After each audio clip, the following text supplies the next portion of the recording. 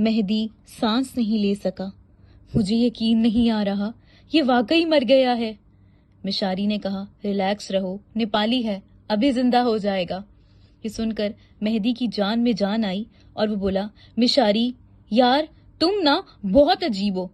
جواباً اس نے کہا، نہیں میں لمیٹڈ ایڈیشن ہوں۔ بڑا ہی تلخ اور ترش قسم کا ہیومر تھا اس کا۔ وہ بہت موڈی تھا۔ اس کا اپنا موڈ ہوتا تو اس طرح کا مذاق کر لیا کرتا تھا۔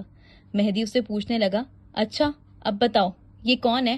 وہ اسے بتانے لگا، میں نے اسے اسمارٹ اسکورل بنا کر بھیجا تھا، وہاں اس پر حملہ ہو گیا اور یہ اپنی جان بچا کر میرے پاس آ گیا۔ مہدی اب نارمل ہونے لگا۔ اچھا، وہ کہنے لگا، یعنی کسی کو واقعی تم پر شک ہے کہ تم اسمارٹ اسکورل ہو اور تم نے اسے دھوکہ دینے کے لیے اسے بھیجا تھا۔ مشاری نے اس بات میں سر ہلایا۔ ایوہ، سعودی عرب میں پیدا ہونے اور رہنے کی وجہ سے اس کی لغت میں بہت سے عربی الفاظ تھے۔ مہدی سوچنے لگا، کس کو شک ہو سکتا ہے؟ مشاری نے اسے بتایا، حدیل۔ مہدی نے کہا، لیکن اسے تمہاری ضرورت کیوں پڑے گی؟ جواباً مشاری نے کہا، اسے میری نہیں، اسے اسمارٹ اسکورل کی ضرورت ہے۔ وہ اپنے دوست کے لیے مجھے ہائر کرنا چاہتی ہے۔ وہ چاہتی ہے شاہین گروپ منیرہ کو نہیں نادر کو ملے۔ میں نے اسے یہ ظاہر کر دیا ہے کہ میں اسمارٹ اسکورل نہیں ہوں، یعنی کہ میں نے اسے یہ ظاہر کر دیا ہے کہ میں اسمارٹ اسکورل ہوں۔ مجھے پیٹھ پیچھے وار کرنا ناپسند ہے، اس لیے میں اس کی مدد نہیں کر سکتا۔ میں کام چھوڑ چکا ہوں اور میں ہر کسی کے لیے کام نہیں کرتا۔ اب میری سروس صرف خاص لوگوں کے لیے ہوتی ہے۔ اس کی سروس پچھلے 7 سال سے بند تھی۔ جب سے اس کی کاروبار میں ترقی ہوئی تھی، اس نے کام چھوڑ دیا تھا۔ ایک زمانے میں وہ یہ کام بہت شوق سے کیا کرتا تھا، لیکن اب وہ یہ کام کسی ضرورت کے تحت کرنا پسند کرتا تھا۔ اسے یہ کام چھوڑے ہوئے ایک عرصہ ہو گیا تھا، لیکن وہ آج بھی اپنے کام میں ماہر تھا۔ وہ سخن باز تھا، وہ ہزار چشم تھا۔ اس نے جب یہ کام شروع کیا تھا تو اس نے اپنا خفیہ نام اسمارٹ اسکورل رکھا تھا۔ اس نے یہ نام اردو کے محاورے اب رنگ لائے گی گلہری سے متاثر ہو کر رکھا تھا، یعنی اب سچ سامنے آئے گا۔ گلہری انگریزی ادب میں اس شخص کو کہتے ہیں جو کہ عام روش سے منحرف ہوتا ہے، بے قاعدہ ہوتا ہے، تھوڑا نرالا ہوتا ہے اور تھوڑا ہیب نارمل ہوتا ہے۔ مہدی نے سنجیدگی سے اس سے کہا، مشاری صاف صاف کہو تم حدیل کو اس سب میں استعمال نہیں کرنا چاہتے، ورنہ تم شاہین گروپ کے پیچھے پچھلے 15 سال سے ہو۔ مشاری نے اقرار کیا، ہاں ایسا ہی ہے، میں اسے خطرے میں نہیں ڈالنا چاہتا، اور مجھے تو سمجھ نہیں آ رہی کہ حدیل نے مجھے استعمال کرنے کے متعلق سوچا بھی کیسے۔ وہ جانتی ہے کہ میں اور شاہین گروپ کبھی بھی ایک ساتھ کام نہیں کر سکتے۔ مہدی کو غصہ آیا، اف، تم اب تک اس کے بارے میں سوچتے ہو؟ اب تک؟ کیا تم اب بھی اس سے محبت کرتے ہو؟ اس نے کہا، میں اس محبت کا احترام کرتا ہوں۔ مہدی نے اسے درخواست کرتے ہوئے کہا، آگے بڑھ جاؤ مشاری۔ صبح کے وقت مشاری اس کا باس تھا، اس لیے وہ اسے سختی سے پیش آ رہا تھا، لیکن اس وقت وہ اس کا بڑا بھائی تھا۔ اس وقت وہ اسے کچھ بھی کہتا تو وہ اسے پلٹ کر جواب نہیں دیتا۔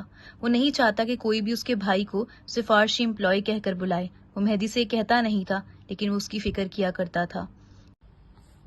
وہ خود کو کتنا کٹھور دکھاتا، لیکن گلہریاں رحم دل ہوتی ہیں، مگر وہ اس بات کو دنیا پر ظاہر نہیں ہونے دیتی۔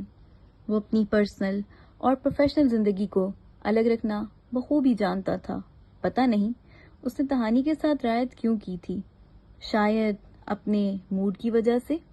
مشاری نے وقت کے خیال پر کلائی پر بندھی ہوئی گھڑی کو دیکھا اور کہنے لگا، بھائی مجھے گھر جانا ہے، دین کا وقت ہو رہا ہے۔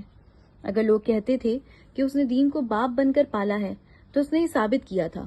وہ چاہے کتنا مصروف ہوتا، چاہے کسی بزنس ٹرپ پر گیا ہوتا، لیکن وہ دین کو وقت ضرور دیتا تھا۔ اس نے اس سے کہا، اس کو سنبھال لینا۔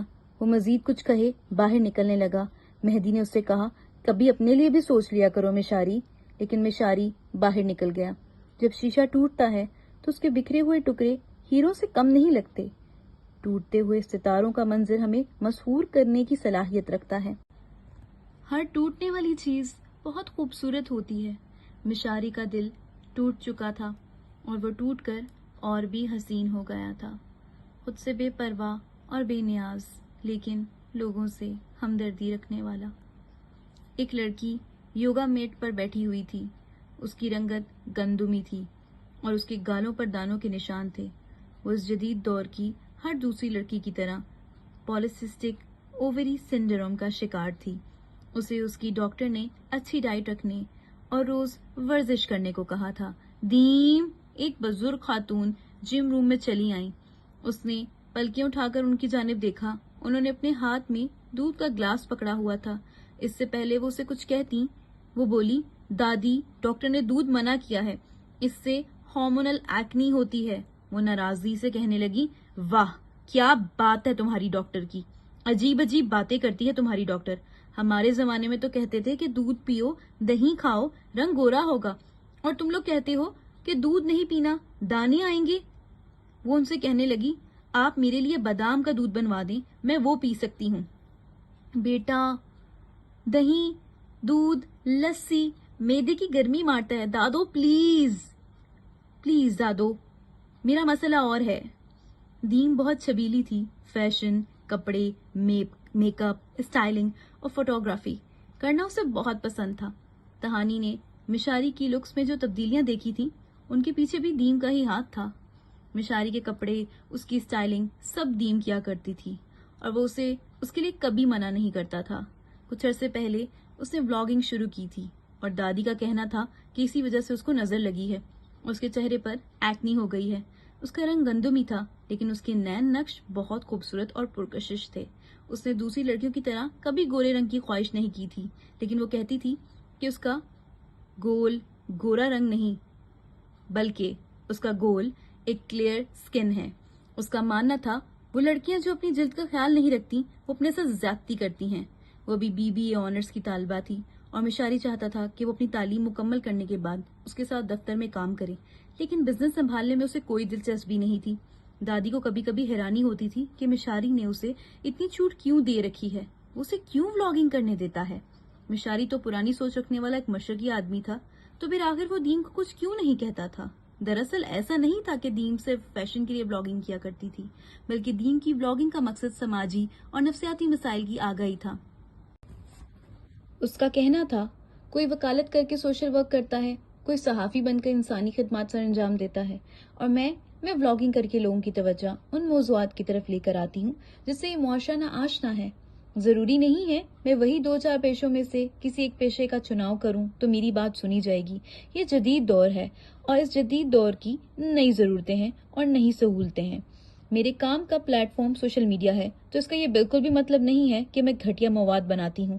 इस तरह जो कुछ हमारी टीवी स्क्रीन पर देखने को मिलता है, जरूरी नहीं है कि वो देखने के काबिल है, क्योंकि किसी से छुपा नहीं है कि पाकिस्तानी मीडिया की तवज्जो का मरकज क्या है। वो इन दिनों मर्दों पर होने वाले घरेलू तशद्दुद पर काम कर रही थी, और जब से उसने ये मौजू चुना था, उसकी हर दोस्त उस पर हंस रही थी और कह रही थी कि तुम्हें इस पर काम करने के लिए कहीं से भी मवाद नहीं मिलेगा। और वो ठीक कह रही थी। वो जब भी किसी तलाक याफ्ता जोड़े का किस्सा सुनती या कोई केस स्टडी करती तो उसे मजलूम औरत ही मिलती। जब उसने मिशारी से मशवरा किया तो उसने कहा, जब किसी मसले का हल ना मिले तो समझना उस मसले के हल की हमारे मुआशरे को बहुत जरूरत है, और मवाद ढूंढने से ही मिलता है। मसले का हल मसले में ही है। तुम इस पर काम करो, मैं तुम्हारे साथ हूँ। वो वर्जिश के बाद कपड़े बदलकर नीचे जाने लगी। वो नीचे आई और अब लाउंज की तरफ बढ़ी। वो लाउंज में चली आई। मिशारी सोफे पर बैठा हुआ था और मोबाइल पर मसरूफ था। उसने आहट पर कनखियों से दीम को देखा तो मोबाइल बंद करने लगा। पीछे से सोफा फैलाकर उसके साथ आ बैठी। किसे स्टॉक किया जा रहा था? उसने मोबाइल रखते हुए कहा। मैं स्टॉक नहीं करता, मैं सर्च करता हूँ। उसने भाई से महजूज होते हुए पूछा, क्या मैं इस सर्च का हिस्सा बन सकती हूँ?